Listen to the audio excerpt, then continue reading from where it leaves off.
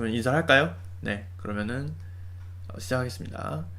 안녕하세요. 서바이벌 SF 키트의 공상주의자. 토끼 한 마리입니다. 반갑습니다. 네, 실제로 이제 팟캐스트로 올라갈 땐 여기서 이제 배경음악이 뚱땅뚱땅뚱땅 할 건데, 네, 저희 본방에서는 들으실 수가 없고요. 네. 이제 나중에 저희가 좀 스킬이 발전하면 본방에서도 뭔가 들으실 수 있도록 하면 좋을 것 같긴 하네요. 네, 저희가 지금 효과음을 넣으면 좋겠다라는 피드백도 한번 받았었는데, 그것도 저희도 넣고 싶거든요?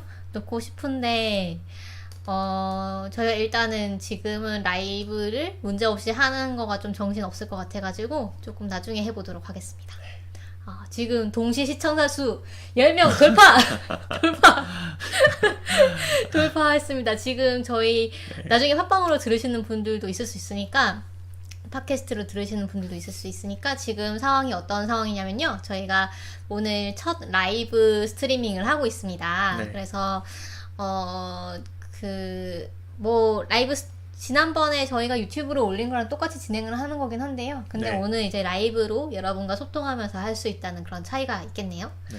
그래서 오늘 단신과 그리고 그 다음에 이제 작품을 다루는 그 두 개의 이제 팟캐스트를 저희가 라이브로. 실시간으로 이제 진행을 하고 그 다음에 나중에 녹음을 편집을 해가지고 이제 팟빵이나 파티나 뭐 아이튠즈 팟캐스트에 올라갈 예정입니다. 네. 사실 이전까지도 계속 저희가 그 방송을 켜놓고 하긴 했어요. 네. 그거를 공개 상태로 안 해놓고 해서 그렇지. 그렇죠. 저희가 네. 연습하는 겸해서 계속 켜놓고 네. 이렇게 했었긴 해서. 그렇죠. 그래서 여러분들 유튜브로 오시면 저희가 얘기하는 거를 보실 수가 있는데 모르겠어요. 이거를 화면으로 보는 게 더 재밌으실지 아니면 그냥 듣는 게 더 편하실지 모르겠는데 무엇을 좋아할지 몰라서 둘 다 준비했다. 뭐 이런. 네. 네, 입맛대로 골라보시면 되겠습니다. 네. 네. 그래서 저희 지금 10분이 들어와 계시고요. 지금 그렇죠. 채팅창에도 많이 인사해 주시면 좋을 것 같은데 일단 AZSPD님이 오셨고 네, 차원이님 오셨고 그 다음에 현옌타이 네. 님이 오셨고 그 다음에 양미란님 오셨습니다. 네. 너무 감사합니다. 그러네요. 저희가 오늘 그 추첨을 해가지고 상품을 드리기로 맞아요. 했죠. 네네. 네. 그래서 저희가 방송 막바지에 네, 그 신간 SF 그 소설을 저희가 추첨을 해가지고 보내드리려고 하는데, 저희가 이번에 처음 해봐가지고, 이제 채팅 중에서 사실 채팅을 남겨주시면 그 중에서 추첨을 해가지고 드리면 더 좋을 텐데, 그런 프로그램을 못 찾았죠. 그래서 아마 댓글로 해야 되는 것 같긴 한데 하여튼 그걸 한번 해보겠습니다. 네네네. 네, 해보고 네. 감사합니다. 현윤타이님께서 제 네. 목소리 매력있다고 말씀해 주셨습니다. 감사합니다.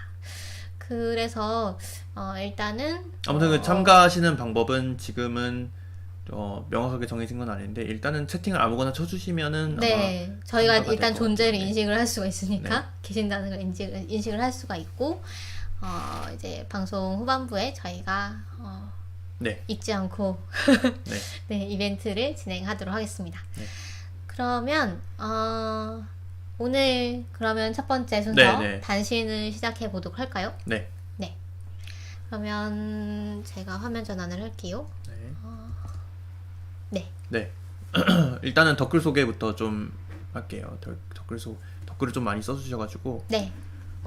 유튜브에 올라온 댓글 먼저 보고 이쪽으로 마우스를 옮기셔야죠. 커서를 어떻게 옮기죠? 왼쪽으로 왼쪽 아래로 하시면 됩니다. 됐네요. 네. 네.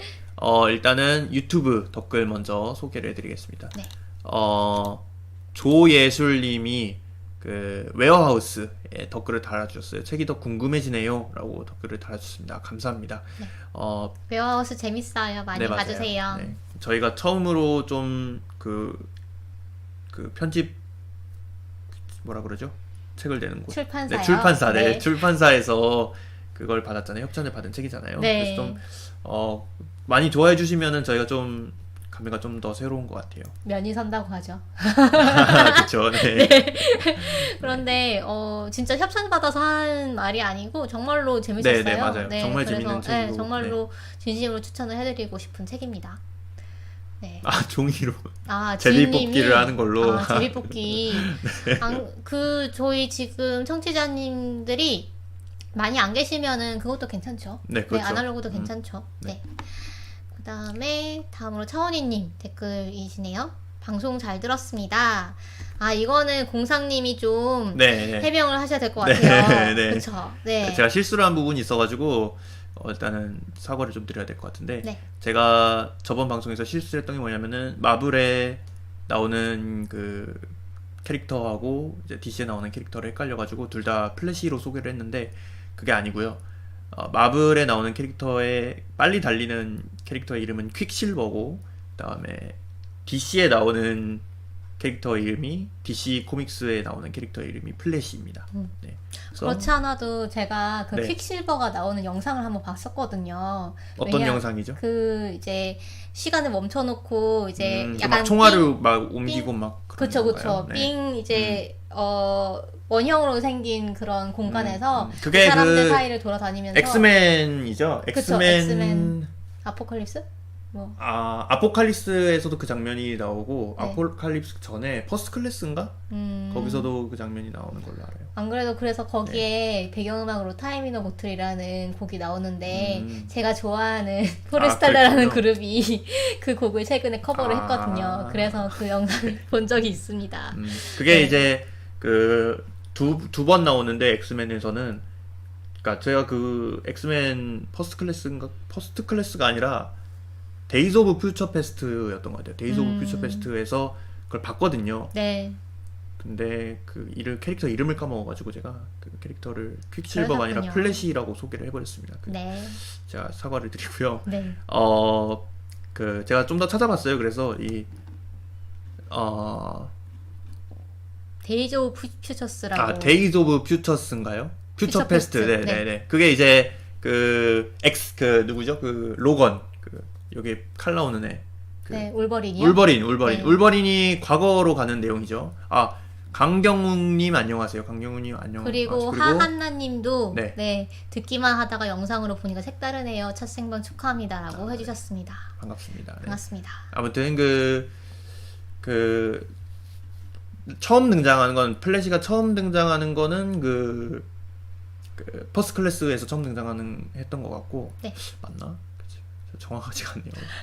이것도 잘 네. 모르는 건 얘기하지 않도록 제가 하죠. 봤거든요. 그게 뭐냐면은 네. 그 감옥에 갇힌 뮤턴트들을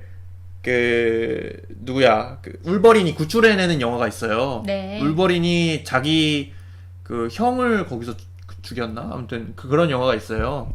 거기서 이제 어떤 미친 과학자들이 뮤턴트들을 합체를 시켜가지고 온몸이 막 그 뮤턴트 능력이 막 다 섞여 있는 그런 뮤턴트를 만들거든요. 근데 네. 그거를 울버린이 해치우고 거기에 붙잡힌 뮤턴트들을 구출하는 영화가 있어요.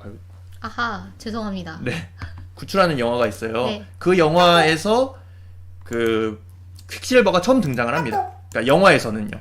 네. 그러니까 만화는 너무 옛날에 처음 등장한 캐릭터라서 거의 세계 2차 대전 때 처음 등장했더라고요. 플래시는. 네. 엄청 오래된 캐릭터인데 영화상으로는 엑스맨에서 이제 퀵실버가 먼저 등장을 했고 그 다음에 마블 시네마틱 유니버스에서도 시빌워에서 등장을 했죠. 완다하고 같이 등장을 하죠. 완다하고 같이 등장을 했다가 등장하는 그 영화에서 죽어요. 총에 맞아서 죽고. 그 다음에 방금 스포일러를 하신 게 아닌가. 너무 옛날 영화라서 근데 그렇군요. 네, 너무 옛날 영화라서 사실 보셨을 분들은 다 봤을 거라고 생각을 하는데 그죠 스포일러일 수는 있는데 네.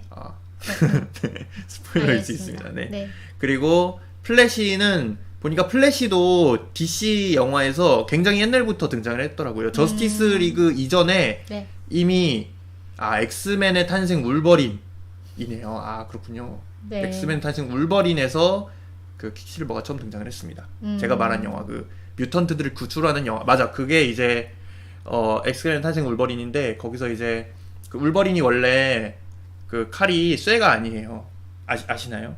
아, 그래요? 원래는 그 손톱같이 생겼어요. 뼈처럼 생겼어요. 아, 그쵸, 그쵸. 네, 근데 그거를 전신에 있는 그 뼈를 아담한티움으로 교체를 하는 영화가 저 영화입니다.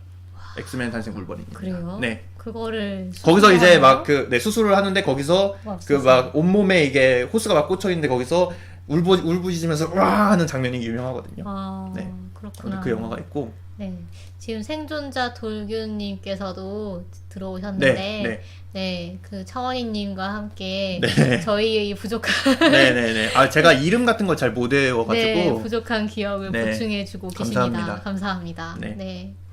그리고 플래시는 보니까 제가 DC는 영화를 안 봤는데 엄청 옛날부터 등장을 했더라고요. 그 배트맨 대 슈퍼맨 있잖아요. 네. 배트맨이랑 슈퍼맨이랑 싸우는 영화 거기서도 등장을 한 것 같더라고요. 제가 찾아보니까 제가 영화를 보지는 않았습니다. DC 영화 DC 쪽 영화는 제가 좀 부족해가지고 제가 잘은 모르는데 옛날부터 등장을 했다 찾아보니까 그렇더라고요. 네. 그 저스티스 리그에서 처음 등장을 한 게 아니고요. 네. 아무튼 그렇습니다. 그래서 많은 분들이 이 부분에 대해서 지적을 좀 해주셨고 제가 영상 설명란에 수정을 하긴 했는데 네. 한 번 더 이제 그 잘못된 정보를 이제 정정을 해드리고자 이제 말씀을 드렸고요. 네.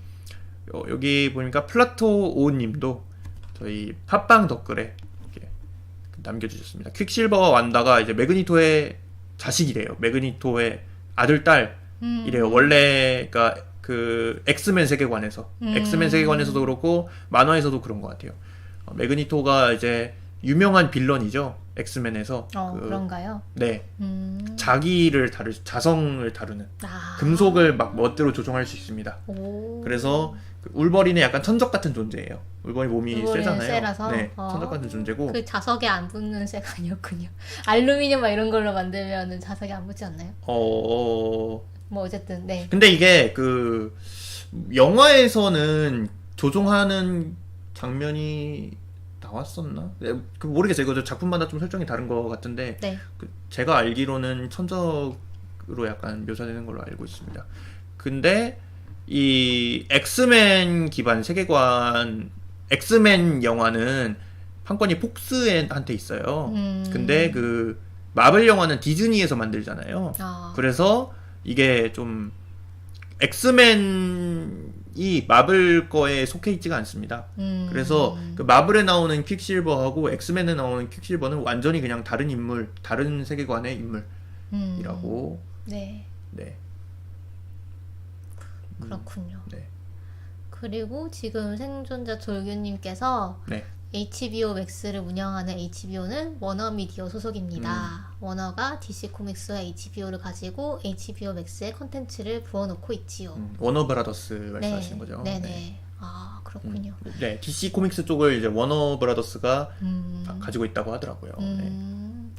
HBO 맥스가 그 이번에 스트리밍하는 그거죠. 네, 네. 그 이번에 나온 잭 스나이더의 네네, 맞아요. 네, 네. 저스티스 리그를 볼 수 있는 그런 플랫폼이었죠. 네. 네. 이번에 그 네. 수어사이드 스쿼드도 영화가 새로 나온다고 하더라고요. 아, 그래요? 그리고 HSPD님께서 단신 잘 들었습니다. 이거 좀 옛날 댓글인가 봐요. 그쵸? 네, 이거 다음 외워하고 회가 있어야 돼요. 기생수라니 기생수의 오른쪽이는 저희 최애캐라 정말 기대가 됩니다. 그런데 이 댓글 저번에 소개하지 않았던가요? 소개했던 안 것 같은 했던 것 느낌이 같은데요. 드는데요? 제 기억으로는 안 했어요. 네. 제 기억으로는 했던 것 같은데요. 아, 그래요? 왜냐하면 이 프로필 사진을 오른쪽으로 바꿔놓으신 것도 제가 그 소개를 했던 것 같거든요. 아, 그런가요? 네, 저는 했던 것 같습니다. 어쨌든 그 AJSPD님 네. 댓글 달아주셔서 너무 감사합니다. 네, 그리고 유튜브에 원대현님께서 그 승리호 내용에 그 우주에서 먹는 김피탕이라는 말이 너무 공감 가네요 라고 하시면서 네. 제 오디오 버전이 이제 소리가 좀 2번 들린다고 중첩이 된다고 말씀하셨는데 이거 네, 유튜브 그쵸. 말씀하시는 거죠? 네, 당시에 유튜브가 설정이 잘못돼가지고. 맞아요. 네. 네, 그 부분 다시 한번 죄송하다는 말씀 드리겠습니다. 그러면 저희 이제 신작 소식으로 넘어가도록 할게요. 네. 네. 벌써 15분. 네, 저희가 네. 앞에서 너무 노가리를 좀 많이 가가지고. 잡담을 좀 많이 해가지고 네. 늘어진 감이 있는데 그 빨리빨리 넘어가도록 하겠습니다. 먼저 신작 소식인데요. SF 널이라는 잡지죠. 네. 잡지가 이제 출간이 됐습니다. 그쵸. 잡지라고 할까요? 무쿠지라고 할까요? 그러니까 좀 책과 잡지의 중간 형태인 건데, 저희가 저번에 소개했던 우리나라 거. 오늘의 네, SF? 오늘의 SF랑 네, 약간 그쵸. 비슷한 거죠. 그렇죠. 네. 비슷한 거고, 약간 문예지라고 할 수 있을 것 같습니다. 그래서 그 단편 소설들이 이제 실려 있고요.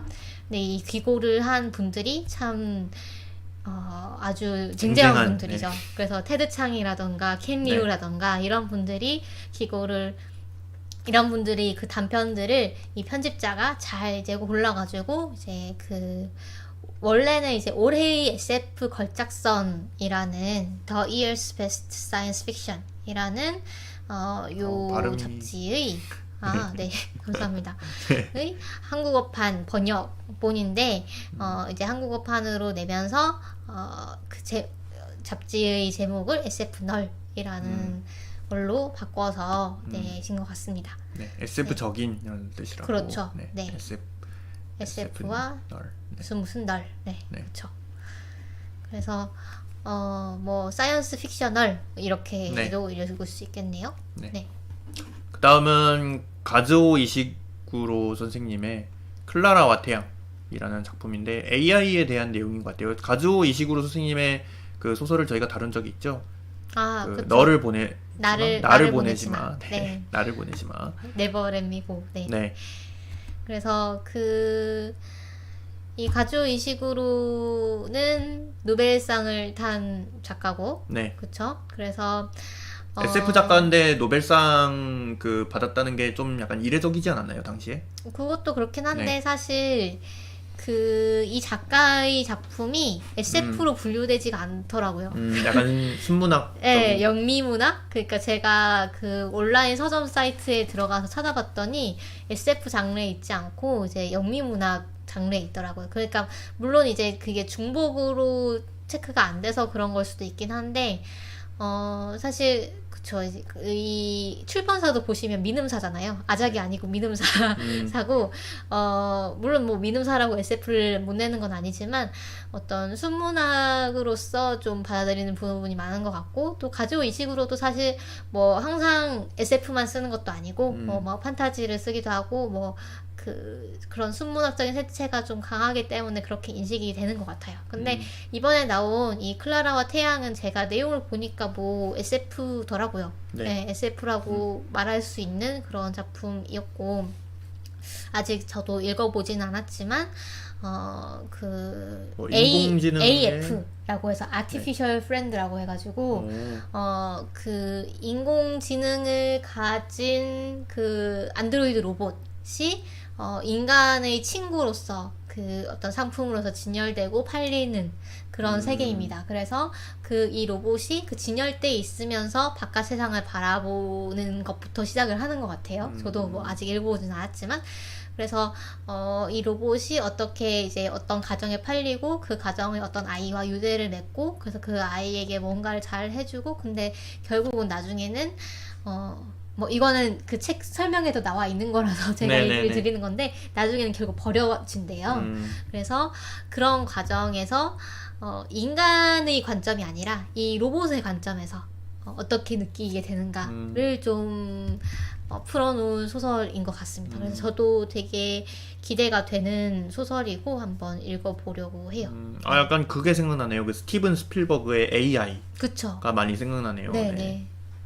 맞습니다.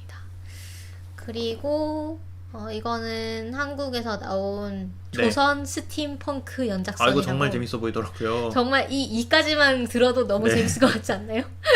네. 기기인 도로라는 기기인이라는 게 로봇인 것 같죠? 왠지 안드로이드 로봇인 것 같은데 인간형 로봇인 것 같고, 앞에 이제 표지 일러스트를 보니까 그래서 이 도로라는 이름의 기기인, 기가 지금 증기 기자예요. 그래서 이 스팀펑크라는 게 딱 여기서 느껴지는 거죠. 그러니까 기계할 때 기자랑 그 증기할 때 기자를 써가지고 기기인 도로라는 제목의 책인데 여기 이게 보면은 이제 네. 태조 때 그 증기기관이 만약 발명이 됐다면 어떨까 이런 것 같아요. 약간 그 내용이 네. 그런 걸 이제 상상해서 쓴 것 같아요. 정말 재밌어 보이는 것 같아요. 네. 네. 그래서 네, 정명석 작가님 기획이라고. 네. 지금 동시 시청자 수가 22명이세요. 네. 너무 좋네요. 네. 여러분 안녕하세요. 반갑습니다. 채팅창에 인사 올려주세요. 지금 리미나님도 네. 지금 처음 채팅 올려주셔가지고 우와 SF 라이브 처음 봐요라고 하시면서 네, 홍정기님도 너무 반갑습니다. 그래서 홍정기님이 이제 정명섭 작가님 기획이라고 알려주셨어요. 그래서 지금 보시면 이게 약간 엔솔로지인지 뭐 아니면 릴레이 소설 같은 것인지 저도 아직 안 봐가지고 모르겠긴 한데 이 김희환, 박예진, 박하루, 이서영, 정명섭 작가님이 같이 이 책을 쓰셨어요.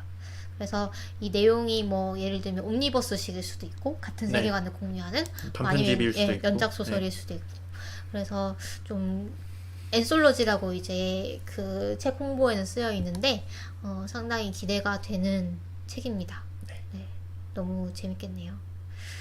그 다음에 곽재식 작가님의 가장 무서운 예언 사건이라는 책이네요. 네, 요건 이제 지금은 정보가 거의 없습니다. 이 책에 대해서는 그 인스타에 곽재식 작가님이 올리신 요 스크린샷이 사실 전부인데 이게 그 모든 것을 예언할 수 있는 그런 그 완벽한 정확도로 하는 그런 예언자가 주인공인 그런 소설이라고 하네요. 근데 이게 지금은 그 정기 구독 서비스 독점 중이래요. 네, 그래서 지금은 온라인 서점에서는 아직 찾아볼 수가 없고 조만간 뭐 올라올 것 같습니다. 이게 또 찾아보니까 곽재식 작가님이 2017년에 가장 무서운 이야기 사건이라는 거를 이제 쓰셨더라고요. 네. 뭔가 제목이 비슷한 걸로 보아서 같은 세계관일지 이런 생각이 좀 들기도 하고 이 가장 무서운 이야기 사건도 보니까 재밌어 보이더라고요. 이야기를 파는 회사 사장과 신입사원 콤비의 전무후무 귀신 추적기 뭔가 세계관이 좀 비슷해 보이는 느낌. 네. 그러네요. 그 밀리의 서재에서 아마 독점 계약을 했던 것 같아요. 네. 그래서 거기서 좀 독점으로 좀 더 일찍 만나보실 수 있고 그 다음에 종이책으로 실제로 이제 그냥 이 정기구독 서비스 말고 따로 보시려면은 조금 더 기다려야 되는 것 같습니다. 네. 그리고 곽재식 작가님이 저번에 저희가 뭐 괴담 얘기하는 그 예능에 네. 나온다고 네. 그쵸 수요 괴담편 그 수요 미식회가 아니고 네. 그 아무튼 그 괴담 관련 괴담 이야기하는 그 예능. 프로그램에 나온다고 말씀드렸는데 이번에는 이런 식으로 책도 내셨네요. 심야 괴담회. 그쵸. 네. 심야 괴담회. 그리고 댓글을 좀 더 소개해드리면 아까 죄송합니다. 네, 시리가 갑자기 반응을 하였습니다. 그 차원희님께서 반바지 작가님의 과거 시험에 합격하는 방법이 생각이 납니다. 라는 얘기를 해주셨어요. 아까 그 스팀펑크물에 대해서, 조선시대 스팀펑크물에 대해서 얘기를 하신 것 같고, 그 다음에 김혜영 님도 들어오셨네요. 반갑습니다. 네. 그리고 김보영 작가님의 너를 기다리고 있어가 드디어 영어로 번역된 책이 나왔습니다. 네. 지난번에 저희가 계약이 됐다는 소식은 전해드렸던 것 같은데 네, 드디어 책이 나왔네요. 그래서 이 여러 가지 단편이랑 같이 묶여가지고 나온 것 같은데 이게 원래 너를 기다리고 있어라고 우리나라에서 단편집이 발간이 됐잖아요. 네. 그게 그대로 뭐 번역이 돼서 미국에 지금 팔리는 건가요? 그러니까 너를 기다리고 있어는 네. 원래 그냥 그 중편 소설로 단독으로 나오지 않았던가요? 그런가요? 네. 최근에 단편집이 하나 나오지 않았나요? 최근에 나와서 트릴로지로 이제 이렇게 나왔었잖아요. 출간이 됐었잖아요. 네. 그래서 죄송합니다. 저를 잠깐만 찾아볼게요.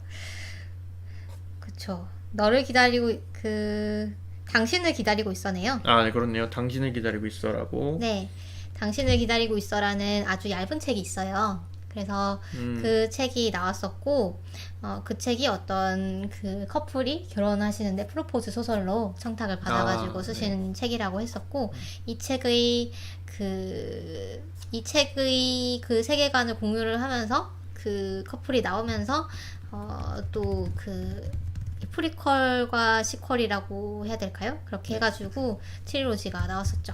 네. 그래서 이 책은 뭐 그 트릴로지를 묶은 걸 수도 있겠네요. 네. 그래서 한번 보시면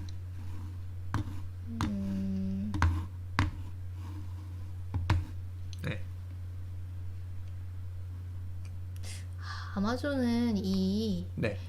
책 소개가 그렇게 충실하지 않아요. 그렇지 않나요? 그렇네요. 네. 리뷰 한 줄 있고 네.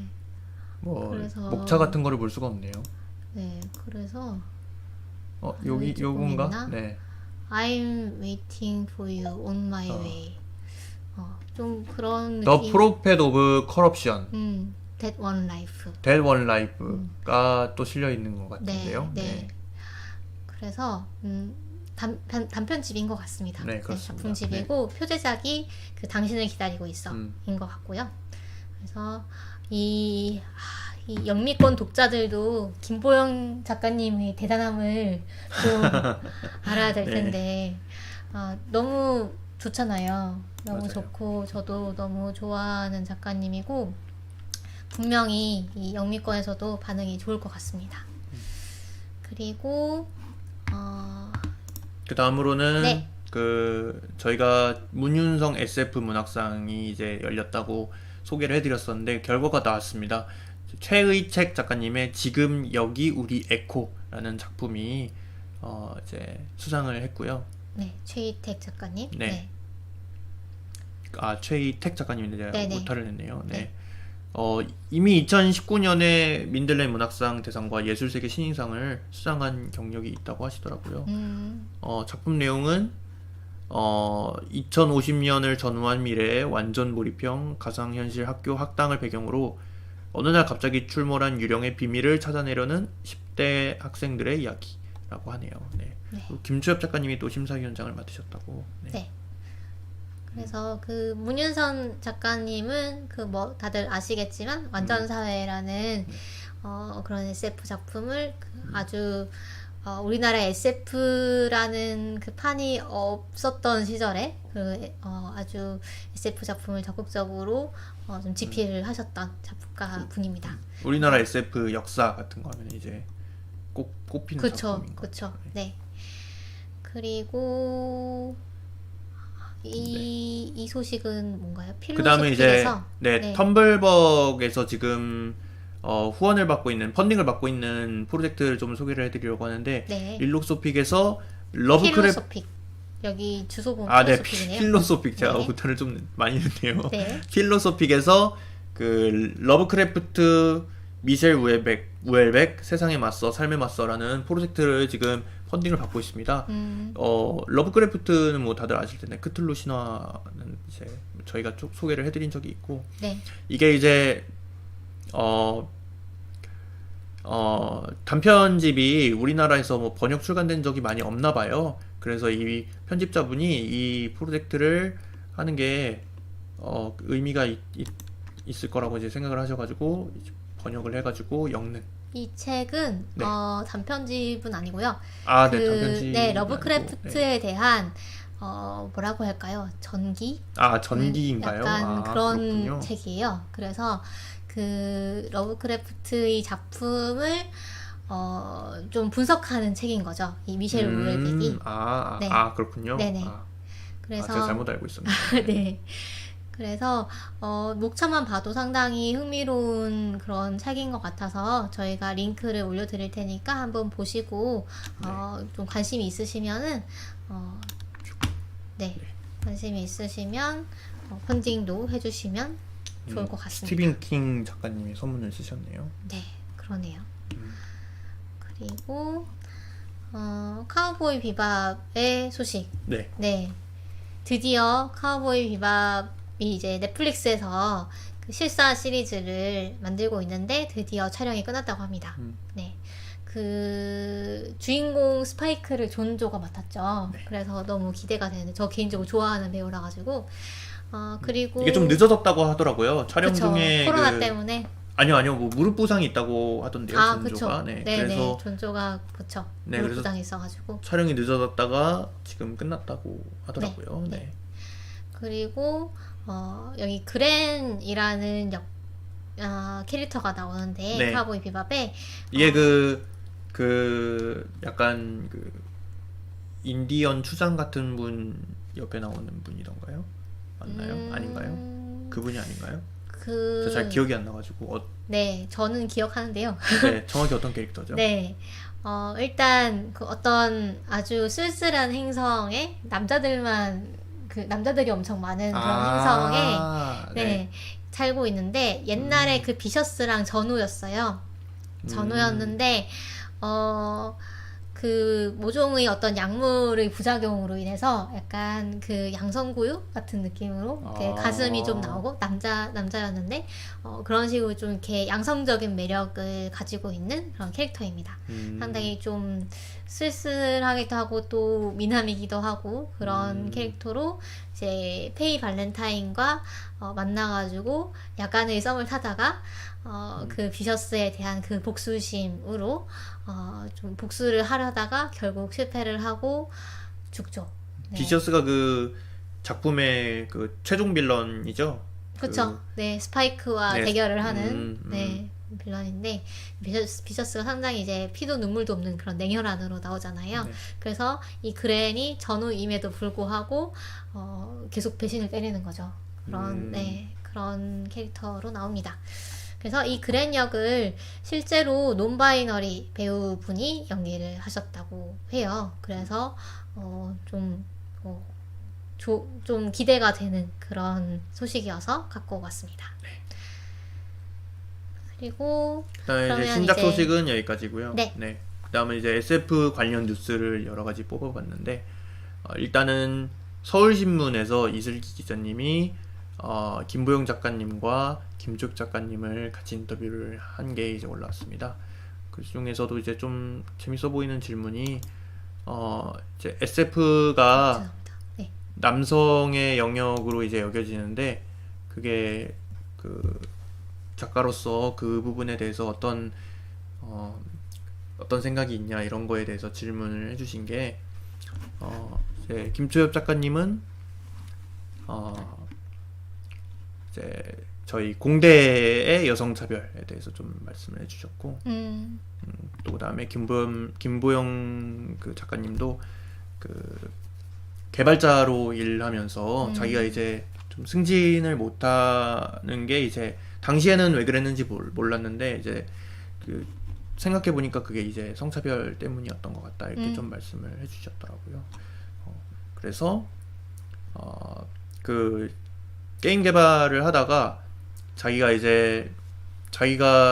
차별을 받는 것보다 더 열심히 하면은 승진을 할 수 있지 않을까 뭐 이런 생각을 좀 했는데 또 다시 돌이켜보니 내가 그만큼 게임을 사랑하는 것 같지는 않고 그냥 그 내가 글을 써서 그거를 이제 팔면은 사실 오롯이 나한테 몫이 돌아오는 거니까 그게 좀 더 가치 있는 것 같다 뭐 이렇게 생각을 하셨다고 이제 좀 답변을 해주신 게 재밌어서 가져와 봤습니다. 네. 네. 이거는 이제 서울신문 여기 링크에서 읽으실 수가 있고요. 이 링크는 저희 방송 소개란에 올려놓도록 하겠습니다. 네.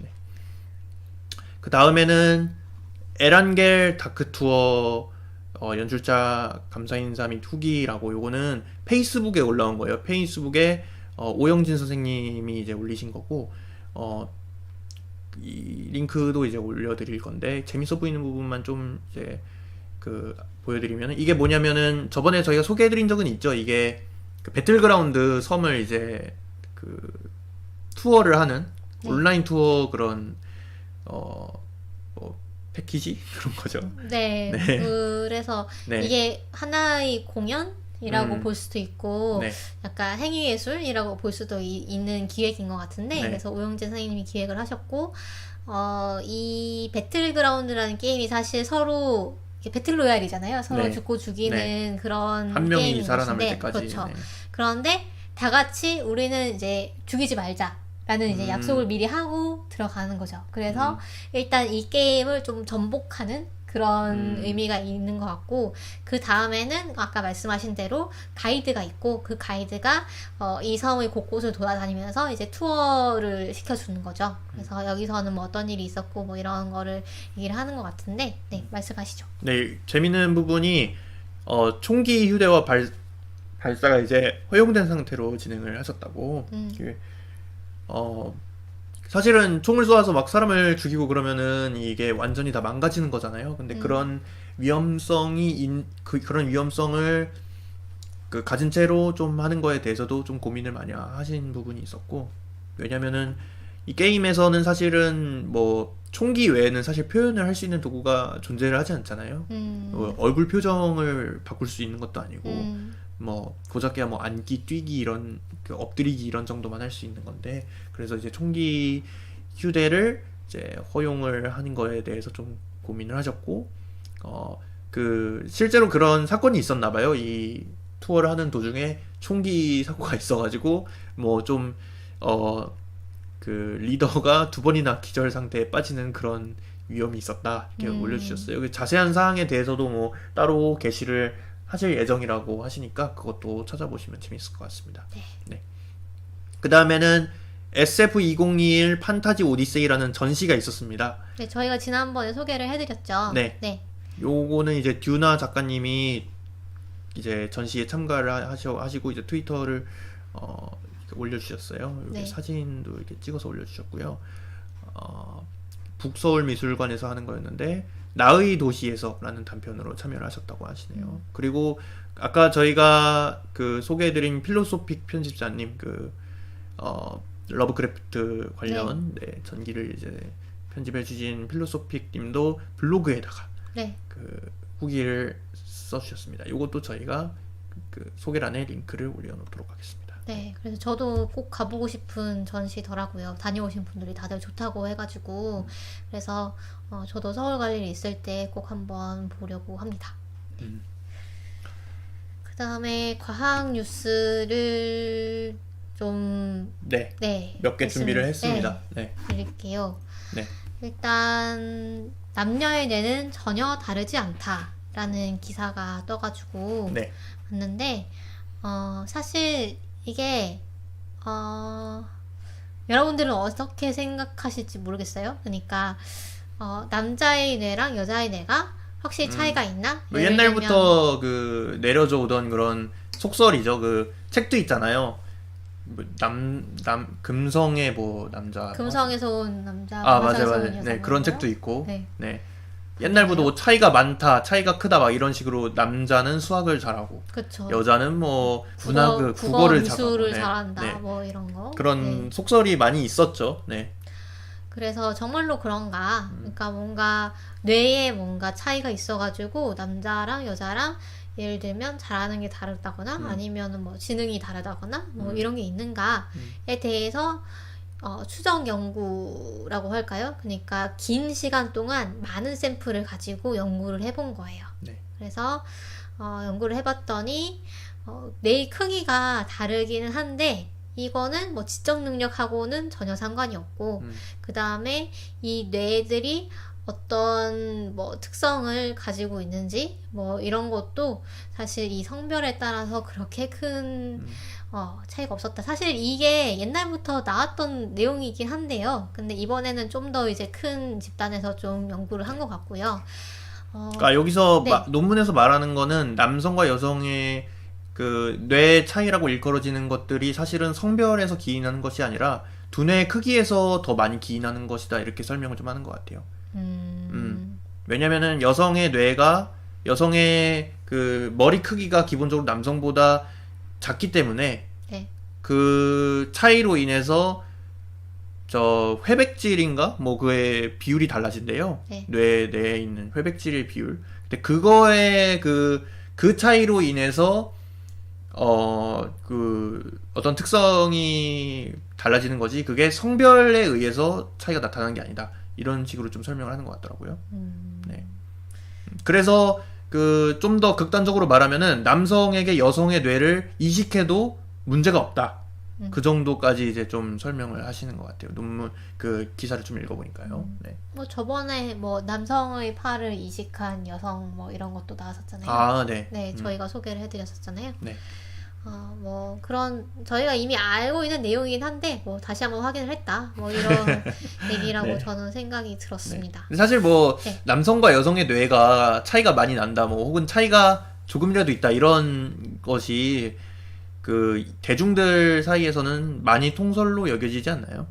그러니까요. 네. 그게 음, 약간 저는 그러니까 그게 좀 복합적인 것 같아요. 그러니까 환경적인 부분과 어떤 예를 들어 교육 같은 거. 여자는 이런 걸 해야 돼. 뭐 남자는 이런 걸 해야 돼. 뭐 남자아이는 태권도장에 반드시 보내고 여자아이는 피아노 학원에 반드시 보내는 뭐 이런 것처럼 그런 부분들과 그다음에 어떤 뭐 교육을 할 때도 뭐 여자애들이 이제 이과를 가려고 하면은 선생님이 좀 말린다거나 뭐 이런 식의 그런 환경적인 요인들이 어쩌면 훨씬 크게 작용하지 않을까. 그래서 어떤 이런 신체적인 차이가 어떤 개인차가 있는 것보다 좀 환경적인 또 사회적인 요인이 또 더 크지 않을까라는 생각도 듭니다. 네. 그리고 동아사이언스에 나온 기사인데요. 자손을 낳는 인공생명체가 세계에서 처음으로 탄생을 했다. 네. 네, 나네요. 네. 그래서 인공생명체 자체는 생명체라는 것을 어떻게 정의하느냐에 따라서 좀 논란의 여지가 있을 것 같긴 하지만 그렇죠. 뭐 박테리아 수준의 그런 단세포를 실험실에서 만드는 것은 뭐 예전부터 가능은 했다라고 저는 이제 들었는데 이번에 새로 발표된 거는 자기 복제를 할 수 있는, 그러니까 자손을 낳을 수 있는 인공생명체가 처음으로 탄생을 했다라는 내용입니다. 그래서 미국의 크레이그 벤터 연구소에서, 그리고 뭐 크레이그 벤터 연구소, 국립표준기술연구소, 매사추세츠 공대 비트 및 원자센터가 공동으로 이제 만든 건데, 요 이름이 보니까 JCVI-SYN3A라고 전혀 무슨 이름인지 모르는 이름으로 되어 있는데, 이왕이면 좀 네. 부르기 쉬운 이름을 그러게요. 지었으면 좋겠네요. 좀 뭔가 친근한 이름으로 그렇죠. 지었으면 좋지 않을까, 좀 부르기 쉬운 걸로. 네. 네. 근데 어떻게 부를지 좀 궁금해요. 그 연구자들도 야, JCVI-SYN3A 실험 잘 됐니? 이런 식으로 할지 좀 궁금한데. 그러게요. 그 얘가 이름이 복잡하다는 것은 그만큼 뭔가 시도가 많았기 때문에 그 시도들에서 얘를 구분하기 위해서 뭐 그런 걸 수도 있겠다는 생각도 들고 네. 뭐 그쵸. 그 연구자들끼리는 부르는 뭐 별명 같은 게 따로 있겠죠. 그렇죠. 네. 보니까 유전자가 그 492개라고 합니다.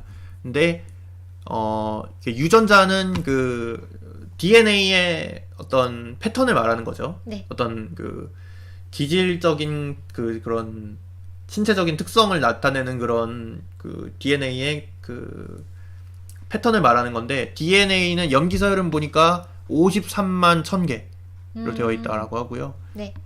그 53만 1000개의 그 DNA 가닥이 이제 그 자릿수가 53만 1000개인 거죠. 거기서 이제 일부분이 다 어떤 역할을 할 텐데, 그 역할을 하는 그 구분을 할 때 그 종류의 개수가 492개인 거죠, 유전자는. 그러니까 유전자라는 거는 네. 좀 헷갈리는 개념일 수 있는데 네. 그 이 하나하나 염기서열 그 AGTC가 이 유전자인 게 아니고 네. 그런 특정 배열이 어떤 의미를 가져요. 예를 들면 어떤 구역은 이건 눈 색깔을 결정하는 유전자, 어떤 구역은 뭐 머리카락 굵기를 결정하는 유전자, 이런 식으로 어떤 의미를 가지는 단위를 유전자라고 합니다. 네. 그래서 얘네들은 이 단위가 중간에 끊어지지 않고 유전이 돼요. 이 단위 그 덩어리가 함께 유전이 돼요. 자손으로. 그래서 그런 이제 부분들 덩어리들을 이제 저희가 유전자라고 하는데 네. 그런 유전 형질이라고도 할 수 있겠죠. 유전 형질이 473개를 가지고 있다. 네. 3.0은 472개고 네. 그다음에 3A는 492개라는 것 같아요. 네. 그런데 대장균은 4,000개래요. 4,000개. 4,000여 개고 생각보다 별로 없네요. 인간은 3만 개라고 합니다. 그러니까 492하고 비교하면 엄청 많은 거죠. 거의 10배 차이가 나니까. 그렇죠? 그러니까 우리가 인공 생명체를 만들어내긴 했지만 그게 뭐 지금 실제로 존재하는 생명체에 필적할 수준은 아니다. 좀 이런 느낌인 것 같습니다. 네. 어쨌든 뭐 만들어냈다는 거에 좀 의의가 있기도 한 것 같고요. 네. 네. 어쨌든 이렇게 만들다 보면 그런 걸 알 수가 있죠. 필수적으로 필요한 유전자가 무엇인가. 사실 이제 우리가 긴 시간 동안 진화라는 과정을 통해서 우리가 이런 지금의 생명이 된 그 생물들이 생긴 것이기 때문에 사실은 뒤져보면 좀 쓸모없는 유전자들 대단히 많이 섞여 맞아요. 있거든요. 아무런 의미 역할을 없는, 하지 않는 의미 그런, 없는 네. 유전자도 있고 그래서 이런 거를 이제 만듦으로써 이제 무엇이 정말로 필수적인가 이런 걸 알 수가 있는 거죠. 네. 그렇습니다. 그 다음은 그 우주 관련 소식도 하나 가져왔는데 네. 나사에서 이제 향후 100년간 아포피스 충돌 위험이 없다라고 발표를 했고 그것을 이제 헬로디디 이유진 기자님이 전해드렸습니다. 아포피스가 뭔지 좀 궁금하실 것 같은데 네. 이게 그 해성 같은 건데 소행성이죠. 소행성인데 지구와 궤도가 굉장히 많이 겹쳐요. 앞으로도 굉장히 많이 겹칠 거라고 예상이 되고 그래서 이 과학자들이 아포피스는 그리스 신화에서 뭐 죽음의 신 이런 거래요. 그렇군요. 그런 이름을 붙였습니다. 왜냐면은 이게 뭐 10년 내로도 지구에 근접할 가능성이 있고 2029년인가 뭐 그때 2029년 4월에 근접할 가능성이 있고 68년인가에도 근접할 가능성이 있다. 네. 그래가지고 이게 충돌하면은 거의 뭐 대륙 하나가 날아갈 정도의 파괴력이라고 해요. 이 두께가 400m인가 뭐 그렇다고 하더라고요. 네. 그래서 굉장히 위험한 그런 천체인데 나사에서 일단 발표하기로는 100년 이내에는 충돌 가능성이 없다라고 발표를 했네요. 근데 100년이면 너무 짧지 않나요? 뭐 100년이면은 지금 태어나 있는 사람들은 다 일단은 근데 죽지 인간이 않을까요? 이제는 100년 넘게 살 텐데.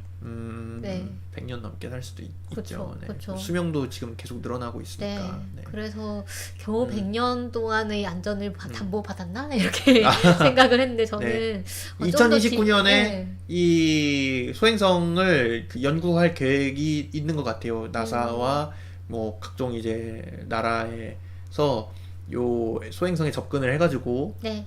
뭐 연구를 할 계획도 있는 것 같고 그다음에 이 소행성을 미래에도 이런 위험이 있을 수도 있으니까 이 소행성을 그러면 우리가 어떻게 막을 것인가에 대해서도 계속 연구를 하고 있는 것 같습니다. 네. 그리고 다음 기사는 경향신문에 실린 기사인데 네. 이경혁 게임 칼럼니스트 평론가님의 기고인 것 같네요. 네. 그레이 게이머에 주목하라 라는 네. 기고문입니다. 네. 어떤 내용인가요? 이게 이제 그 뭐 코로나 시대다 보니까 그 게임 관련 주식이 굉장히 올랐어요. 게임 관련 주식이 굉장히 올랐고 우리나라에서도 지금 우리나라 게임 엄청 많이 시끌시끌하잖아요. 근데 우리나라 게임 시장도 지금 굉장히 많이 커졌거든요. 그래서 이제 한국인터넷기업협회와 연세대 게임문화연구센터가 포스트 코로나 시대 게임 가치 재발견이라는 보고서를 냈는데 거기서 그레이 게이머에 주목을 해야 된다. 그레이 게이머가 이제 좀 나이가 드신 분들인데 게이머이신 분들 이제 얘기를 하는 거죠. 그레이 네. 게이머. 네. 그런 분들이 주목을 해야 된다라는 뭐 당연한 얘기죠. 그런 이제 발표를 했습니다. 사실 미국 같은 경우에는 이미 게임을 즐기는 분들 대부분이 좀 뭐 거의 40, 50대 이렇게 되는 것 같아요. 우리나라보다 좀 시대가 앞서니까 게임 같은 게 역사가. 네. 저는 미처 생각을 못했어요. 그래요? 네, 이 노년층이 게임을 한다는 게 사실 우리가 뭐 예를 들면 PC방을 가면은 네. 그 좀 나이가 어린 사람들이 많지 않나요? 요즘은 PC방으로 뭐 회식을 간다는 얘기도 있고. 진짜요? 네네. 왜냐면은 지금 스타크래프트를 하시던 분들이 지금 나이가 뭐 30, 40대 이렇게 됩니다.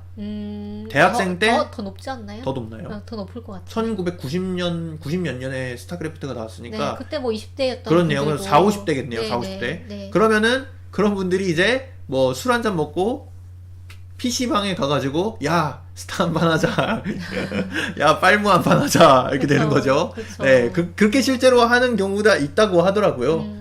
그렇구나. 차원희님이 또 이제 네. 말씀해 주셨는데 할머니 개발자가 어르신들을 위한 게임이나 엄마가 아이들과 마리오 게임을 하는 광고가 있다고 그 광고가 생각나신다고 하시네요. 아, 아무튼 그래요? 뭐 그레이 네. 게이머에 당연히 주목을 해야겠죠. 그렇죠? 당연히 주목을 해야 그렇구나. 될 것 같고 시장 저는 사실 것 그런 날이 좀 더 천천히 올 줄 알았거든요. 음. 그러니까 사실 뭐 PC 통신이라던가 이렇게 네. 컴퓨터에 익숙한 세대들이 있잖아요. 네. 그런 세대들이 이제 나이가 들면 그때도 이제 컴퓨터라던가 인터넷이라던가 이런 거에 상당히 익숙한 상태로 나이가 들 텐데 그래서 저는 제가 나이가 들었을 때 뭐 계속 그러지 않을까라는 생각을 했는데 지금도 그런 상황이군요. 네. 사실 우리나라에서 스타크래프트가 부흥했던 게 상당히 오래됐잖아요. 저는 딱 올 때가 됐다. 때에 맞춰 왔다 네. 이런 생각이 좀 드는 것 같아요. 네. 그 이르거나 늦은 감이 있진 않고 저도 이제 뭐 저도 나이가 어리고 제가 초등학생 때 스타크래프트를 제가 했는데 제가 요즘 챙겨보는 뭐 유튜브나 그런 유튜브 아니면은 트위치 같은 데서 챙겨보는 분들 보면은 저보다 나이가 다 한참 위에요. 네, 그쵸. 그런 분들이 이제 게임 방송을 하는 거란 말이에요. 네. 예를 들어 뭐 그 요즘 유명한 풍월량 씨도 이제 40, 40대 뭐 이쯤 되고 그다음에 그 이말년 아저씨도 이제 게임 많이 하시는데 그분도 이제 거의 40대쯤 거의 30대 후반인가 아마 그런 걸로 알고 있는데 네. 되고 거의 뭐 이런 얘기가 나올 때가 돼서 나온다 이런 생각이 좀 듭니다. 그러네요. 네. 네, 앞으로 점점 늘어나겠죠. 그쵸? 네. 점점 늘어나겠죠. 네, 네. 네. 그 다음은 이것도 이제 좀 재밌어 보여서 가져왔는데 이건 사실 뭐 기사는 아니고요. 유지원 선생님이 페이스북에다가 책받침은 언제 사라졌을까라는 이제 게시물을 좀 올려주셔가지고 혹시 책받침 아시죠? 네, 그럼요. 책받침 혹시 방송 보시는 분들 중에서 책받침을 모르시는 분들은 없을 것 같아요. 다 아실 것 같아요. 나이가 워낙 이제 좀 저희 시청자층이 그게 낮진 않을 거라고 생각을 해가지고 10대, 20대는 없을 것 같은데 그런가요? 네, 책받침 있을 수 있어요. 뭐 있을 수도 그러세요. 있죠. 네. 네, 있을 수도 있죠. 그래서 책받침이 뭔지 설명을 드리자면은 책받침을 저는 이제 책받침을 왜 모르지 이렇게 생각했거든요. 네. 책받침을 왜 모르지? 책받침 당연히 쓰는 거 아니야 초등학생 때 이렇게 생각을 했는데 그러니까 제 룸메이트가 01년생인가 그렇거든요. 네. 제 룸메이트가 01년생이고 그다음에 제 애인이 00년생인가 그러니까 둘한테 물어봤어요. 물어봤더니 책받침은 모른대요. 책받침이란 걸 들어본 적도 없대요. 그러면은 책받침이 뭐에 쓰는 물건일 것 같냐면 추측을 해보라고 했더니 제 애인 같은 경우에는 책받침은 그 책을 받치는 데 쓰는 게 아니야. 독서대 같은 거 아니냐. 이렇게 말을 했고 그 다음에 제 룸메이트는 책으로 냄비 받침을 하면은 책을 냄비 받침으로 쓰면은 그게 책 받침이 아니냐. 논문처럼요? 네, 논문처럼 교과서 이런 거죠. 그런 것처럼 그거를 이제 책 받침이라고 부르는 게 아니라 이런 식으로 얘기를 하더라고요. 저는 좀 놀랐어요. 요즘 애들은 책 받침을 모르는구나. 그러네요. 요새는 안 쓰나 보네요. 네, 요즘은 안 쓰나 봐요. 그래서 네. 책 받침이 사라졌다. 사실 옛날에 쓰면서도 약간 왜 쓰나라는 생각을 하긴 했는데 그게 이제 종이 뒤에 이제 받치는 코팅된 그런 판이잖아요. 네, 플라스틱 판이죠. 근데 그렇게 하면은 좀 더 이제 뒤가 딱딱하니까 글씨가 좀 잘 써지는 그런 면은 있는 것 같았어요. 근데 뭐 굳이 없어도 그러니까 그거를 사실 책이 뭐 많이 두껍거나 좀 많이 접혀 있거나 하면은 그 책받침을 끼워 넣는 것 자체가 너무 스트레스더라고요. 네, 그래서 저는 그렇게 많이 쓰진 않았고 네, 저도 쓰다가 막 버린 기억이 그쵸, 있는데 네. 잃어버리고 막 버리고 막 그런 기억이 있는데 책받침은 사실 이게 약간 그 이쁜 그림을 모으기 위한 그런 용도였잖아요. 네. 그래서 안 그래도 소개해주신 그 글 보니까 옛날에 포켓몬스터 띠부띠부씨를 모으기 위한 그런 용도였다. 띠부띠부씨를 붙이는 그쵸. 곳이다. 이렇게 붙여가지고 이제 격자 모양으로 이렇게 모으고 그랬었잖아요. 그런 거라던가 아니면 저는 좀 뭐 애니메이션 캐릭터 이런 거 나온 책받침 같은 거 모으고 했었던 기억이 납니다. 그 AZSPD님이 말씀을 잘 해주셨는데 제가 유지원 선생님이 올리신 게시글에 댓글들을 좀 봤는데 당시에는 종이의 질과 필기구의 그 질이 좋지가 않아가지고 이 두꺼운 책에는 글자를 꾹꾹 눌렀어도 써지지 않는 경우가 있었대요. 필기구의 퀄리티가 좋지 않다 보니까. 네. 필압을 아주 세게 줘도 글자가, 왜냐면은 종이가 이렇게 눌리니까 마찰이 안 생기는 거예요. 그런 경우가 있었대요. 네. 그래서 뒤에다가 그걸 대면은 이제 낮은 필압으로도 글자를 쓸 수가 있는 거죠. 그래서 이제 책받침을 썼는데, 제 생각에는 뭐 요즘은 기술이 워낙 발달했다 보니까, 옛날에는 이면지 같은 거 쓰고 종이도 뭐 그 약간 그 무슨 그 누런색 종이 이런 거 썼잖아요. 갱지? 필기할 때. 네. 갱지? 네. 네. 근데 요즘은 뭐 그런 종이 안 쓰잖아요. 다 네. A4 용지 쓰지, 그쵸? 그렇죠. 그런데 이제 필기를 하면서 음. 좀 없어지지 않았나 이런 생각이 듭니다. 네, 그리고- 기술의 발달과 함께. 그렇죠. 그리고 차원희님은 글쓰기의 중요성이 낮아져서 전자기기를 많이 쓰기 때문에 또 사라지는 것 같다는 얘기도 그럴 수도 하셨고요. 있을 것 그렇죠. 같아요. 네. 네. 그래서 진님도 수업 때 필기를 하면은 책받침이 없으면 뒷장에 글자 자국이 남았다고 하시네요. 네. 네. 그래서 또 과학 관련 뉴스는 여기까지고, 마지막으로 네. 우리 꼭지가 되어버린 네. 이제는 매주 이제 다루고 넘어가는 코로나 뉴스를 네. 두 가지만 좀 준비를 해봤습니다. 브릭에서 둘 다 가져왔고요. 둘 다 이제 양병찬 기자님 보니까 양병찬 선생님은 번역가십니다. 네, 번역가시기도 하고 약학을 뭐 전공하셨다고. 그래서 약사세요? 네, 약사라고 네, 하셨던 것 같아요. 네. 약사셔가지고 원래 약국을 운영을 네. 하시면서 남는 시간에 이제 번역을 하시는 분이었습니다. 낮에는 약사를 하시고 밤에는 과학 전문 리포터 겸 번역가 이렇게 일을 네. 하고 계신 것 같더라고요. 지금은 전업으로 전환하셨다는 것 같아요. 아, 그래요? 네네. 어쨌든 네. 필수 영어 단어 써 있는 책받침이 있었다고. 네. 아무튼 이제 그 코로나 관련 뉴스로 넘어가면은, 첫 번째는 뭐 백신이 집단 면역에 걸림돌이 될 수 있는가, 이런 내용에 대한 거고요. 5가지가 있는데 쭉 제가 정리를 해봤습니다. 자세한 내용은 이제 기사를 읽으시면 알 수가 있고요. 네. 백신이 바이러스의 전파를 막는지가 여부가 불투명하다. 이건 저희가 말씀해드린 적이 있죠. 백신을 맞아도 네. 자기가 전파자가 될 수 있어요. 아, 그쵸? 네. 그쵸? 백신을 맞는다고 이 전파 차단이 되는 건 아니기 때문에, 전파 차단 백신이라고 또 있습니다. 종류가 달라요. 네. 그렇군요. 네. 네. 그리고 백신의 보급이 불평등하다. 이것도 뭐 할 수 있는 얘기죠. 특히 국가마다 차이가 그쵸. 많이 날 수가 있습니다. 개발도상국은 네. 그게 느릴 수 있죠. 네. 특히 지금 그 화이자에서 나온 백신 같은 경우에는 엄청 그 저온에서 네. 이거를 운송을 해야 되는데, 사실은 개발도상국에서 이거 하는 건 사실상 불가능하잖아요. 이거 불평등이 이제 더 심화될 수가 있겠죠. 네. 그다음에 새로운 변이주가 집단 면역의 방정식을 바꾼다. 이거는 무슨 소리냐면은 그 변이를 일으킬 수 있다는 겁니다. 바이러스가 변이를 일으켜가지고 그 재생산 수치 R이라고 하는 그 재생산 수치가 더 커지면은, 그러면은 백신을 더 많이 맞아야 되겠죠, 사람들이. 더 많은 사람들이 백신을 맞아야 집단 면역이 형성이 되겠죠. 네. 그런 얘기고요. 그 다음에 면역의 지속성 여부가 불투명하다. 요거는 백신을 맞고 나서 뭐 몇 달 후에 면역이 사라질 수도 있다. 이런 얘기고요. 사실 이거에 대해서도 저희가 연구되어 있는 바가 없습니다. 왜냐면은 맞춰봐야 아는 거기 때문에. 네. 지금 임상시험 결과로는 고작해야 뭐 임상시험이 뭐 작년에 했다고 해도 최대 뭐 6개월 그 정도일 것 같아요. 그 임상시험을 통해서 알 수 있는 결과는. 네. 그 다음에 백신이 사람의 행동을 바꿀 수 있다. 이거는 뭔 소리냐면은 약간 1번이랑 관련이 돼 있는 내용인데, 사람들이 백신을 맞으면은 나는 안전해 하면서 나가 노는 거예요. 그러면은 그 재생산 수치는 사실 그 바이러스에만 연관되어 있는 게 아니고, 사람이 하루에 사람을 얼마나 만나냐 이런 거도 같이 연관이 되어 있는 수치거든요. 네. 그러면은 사회 활동이 늘어나면 R 수치가 올라가게 되는 거죠. 그러면은 집단 면역을 하기 위한 그 백신을 맞아야 되는 사람 수가 또 더 올라가게 되고, 네. 이런 그 현상이 있을 수 있다. 이렇게 네. 좀 정리를 해드렸습니다. 5가지 요인이 있을 수 있다. 네.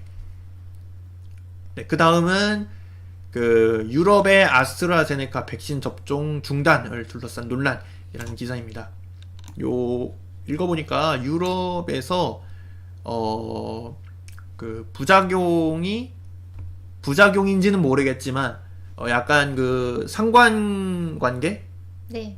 있을 수 있는 상관관계가 있는 증상이 발견이 되어서 네. 접종을 독일에서인가 중단을 했다고 하네요. 음. 상관관계가 있다는 건 뭐냐면은 백신을 맞았는데 그 증상이 생긴 사람들이랑 백신을 안 맞았는데 그 증상이 생긴 사람들이랑 비교를 해보면은 백신을 맞았는데 그 증상이 생긴 사람들이 더 많다는 거죠. 네. 그리고 이 증상이 보니까 뇌출혈 같은 증상인데 이게 그 혈액학자들도 처음 보는 증상 같은 거라고 하네요. 여기 보면은 제가 가져왔는데 우리 권위 있는 혈액학자에 따르면 그 비슷한 것도 본 적이 없다. 네, 이게 뭐 뇌출혈 뭐 그런 증상이 일어난다고. 뇌출혈이 아니고 뇌출혈이군요. 뇌출혈. 네. 네. 뇌출혈 뭐냐면은 안쪽에서 출혈이 네, 발생하는 안쪽에서 거죠? 출혈이 발생하는 네. 거거든요. 외출혈은 이제 상처 나면은 피 나는 게 이제 외출혈인 네. 거고 내부로 이제 왜냐면 저희 신체 내에 비어 있는 부분도 있기 때문에 복방이라던가 이런 비어 있는 부분인데 글로 이제 피가 나오는 거죠. 그런 게 이제 있었는데 이게 상당히 그 상관관계가 있는 것처럼 보여가지고 원인은 알 수가 없지만 원인이라던가 과학자들이 그 인과관계랑 상관관계는 다른 거잖아요. 인과관계를 알 수는 없지만 인과관계가 있는지 없는지는 알 수 없지만 상관관계가 있는 그런 게 보고가 되어가지고 지금 독일에서 접종 중단을 했다고 하는데 또 영국에서는 이런 이례적인 그 발생은 없었다. 영국에서는 1,000만 명 이상이 이제 아스트라제네카 백신을 맞았는데 그런 증상이 없었다. 그래서 이게 단순히 백신 때문이 아니라 생산 라인이 문제일 수 있어요. 생산 라인의 문제일 수도 있고 그거는 이제 좀 저보다 더 잘 아시는 분들이 있겠지만 그 연구자분들이 아마 더 잘 아시겠지만 제 생각에는 생산 라인의 문제일 수도 있다 이런 생각이 좀 들고 독일에서도 이게 상당히 논란이 되는 것 같아요. 저 세계 보건기구 맞나요? 네. 보건기, WHO? 네, WHO에서는 이제 접종 중단하면 안 된다라고 이제 좀 경고를 했고 백신 안전 전문가들도 이제 백신 접종을 중단하면은 피해를 줄 수 있다. 네. 이렇게 얘기를 하고 굉장히 논란이 있는 것 같아요. 그리고 독일에서도 지금 접종 중단이 되는 상태인 것 같은데 연구자들은 접종 중단을 해야 된다 이렇게 얘기를 하는 것 같은데 네. 정치인들은 또 접종 중단을 하면 안 된다. 좀 이렇게 좀 의견이 분분한 것 같습니다. 독일 내에서도. 네. 그럴 수 있죠. 네. 접종을 중단했을 때의 폐해와 중단하지 않았을 때의 폐해를 네. 지금 따지고 가늠하고 있는 있는 것이죠. 거죠. 네. 그래서 그런 상황이네요. 참 네. 어려운 문제인 것 같습니다. 사실 우리 다 모르잖아요. 다들 모르는 상황에서 그나마 알 수 있는 걸 가지고 우리가 결정을 하려다 보니까 참 그렇게 되는 것 같습니다. 그럼 여기까지 단신을 다뤄봤고요. 네. 네, 그러면 저희 조금 쉬고 그러면 네, 다음 네. 녹음을 들어갈까요? 네. 저희가 이 방송을 끄지는 않을 거고요. 계속 네. 켜놓고 제가 좀 그냥 왔다 갔다 하겠습니다. 네. 네. 그러면 일단 이 방송을 녹음을 끝내야 되니까 이 방송을 네. 마무리 멘트를 하죠. 네, 좋습니다. 그러면 저희 방송 어디서 들으실 수 있냐면요. 네. 제가 말할게요. 네. 네. 저희 방송은 팟빵, 그 다음에 파티, 또 유튜브, 또는 팟캐스트, 아이튠즈. 아이튠즈 팟캐스트에서 들으실 수 있고요. 또 트위터나 페이스북, 인스타그램에서 소통하고 있으니까요. 여러분, 많이 반응해 주시고 또 들어주시면 감사하겠습니다. 네. 그리고 저희가 다음 방송에서는, 이선아 작가님의 오류가 발생했습니다. 오류가 발생했습니다라는 이 책을 다뤄보도록 하겠습니다. 그래서 이 책 읽어보시면 정말 재밌어요. 이거는 진짜 술술 넘어가거든요. 그 페이지도 술술 넘어가고 그러니까 호불호는 갈릴 수 있으나 재미는 확실하다. 라는 이제 얘기를 드리고 싶어가지고요. 네, 그 읽고 또 방송 들으시면 더 좋을 것 같습니다. 더 재밌으실 것 같습니다. 네, 그러면 여러분 다음 주에 만나죠. 네. 네. 팟빵에서는 다음 주에 네. 만나고 유튜브에서는 잠시 후에 또 네. 뵙도록 하겠습니다. 네. 네. 그러면 여러분 다음 주에 만나요.